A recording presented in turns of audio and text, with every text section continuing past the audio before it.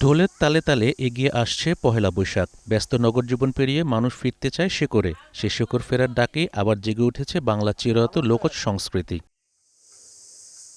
রাজবাড়ির বিভিন্ন কুমারপল্লীতে এখন উৎসবের আমেজ। মাটির তৈরি হাঁড়ি-পাতিল সহ নানা শৌখিন সামগ্রী তৈরি ও বিক্রিতে ব্যস্ত মৃৎশিল্পীরা। সাজ বানাই, মালসা বানাই, ঢাকুন বানাই, দইয়ের পাতিল বানাই। সেনা লাগে, সেনে লাগে, তারপরে এলো পাড়া দিয়া লাগে, পাড়া দিয়ে খাদি বানান লাগে, গুটি বানান লাগে, গুটি বানায় তারপরে শেষা লাগে, শেষে তারপরে জিনিসটা যেরকম হয়। এই মাটির মাল সব ধরনের জিনিসই আমি পারি।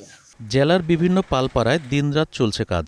কাদামাটিকে জীবন্ত রূপ দিতে নিপুণ হাতে গড়ে তোলা হচ্ছে নানা রকম পশু পাখি ও তৈজসপত্র। পাইকাররা ইতিমধ্যে অর্ডার দিতে শুরু করেছেন। তবে প্লাস্টিক ও অ্যালুমিনিয়ামের দাপটে কিছুটা কোণঠাসা হয়ে পড়েছে এই শিল্প। মাটি আমাদের কিনে আনতে হয়, যে মাটি হাট্টিটা 1500 টাকা। এই আস্তে আস্তে এইগুলো বন্ধ হয়ে যাচ্ছে। আপনি দেখেন এখন মাটির যে সাজের যে চাহিদা, ঠিক আছে, এখন লোহার বেরিয়ে গেছে।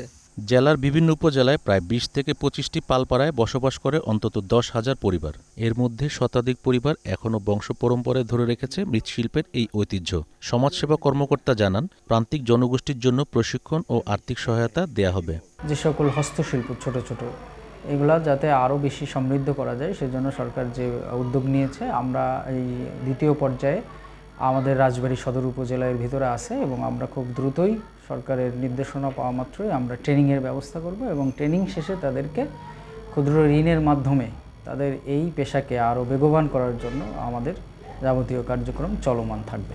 প্রযুক্তির ভিড়ে কিছুটা হারিয়ে গেল এখনও টিকে আছে এই শিল্প। আসন্ন বৈশাখে ভালো বিক্রি আশা করছেন মৃৎশিল্পীরা। বৈশাখের রঙে আবার ফিরে পাবে মৃৎশিল্পের ঐতিহ্য, এই প্রত্যাশা সবার।